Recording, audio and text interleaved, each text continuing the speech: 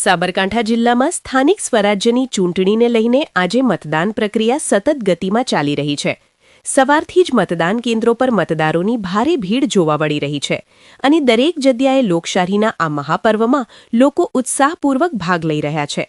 તાજા મળેલા આંકડા અનુસાર બપોરે 3 વાગ્યા સુધી જિલ્લામાં સરેરાશ 52.12% મતદાન નોંધાયું છે, જે દર્શાવે છે કે મતદારોમાં ચૂંટણીને લઈને સારો ઉત્સાહ જોવા મળી રહ્યો છે. જિલ્લા પંચાયતની વાત કરીએ તો અહીં પણ નોંધપાત્ર મતદાન થયું છે અને કુલ મળીને 52.12% મતદાન નોંધાયું છે. હિંમતનગર તાલુકા પંચાયત વિસ્તારમાં 47.67% મતદાન નોંધાયું છે, જ્યારે હિંમતનગર નગરપાલિકામાં 42.2% મતદાન સાથે થોડું ધીમું વલણ જોવા મળ્યું છે.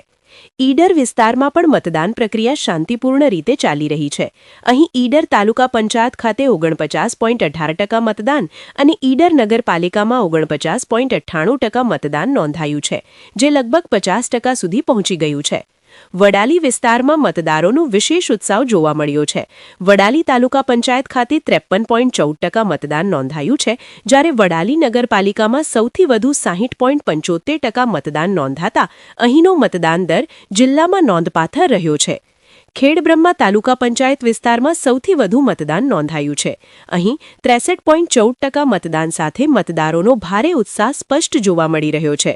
વિજયનગર તાલુકા પંચાયત ખાતે 48.10% મતદાન, પોશીના તાલુકા પંચાયત ખાતે 50.90% મતદાન, તલોદ તાલુકા પંચાયત ખાતે 49.83% મતદાન તેમજ પ્રાંતિજ તાલુકા પંચાયત ખાતે પણ 50.90% મતદાન નોંધાયું છે.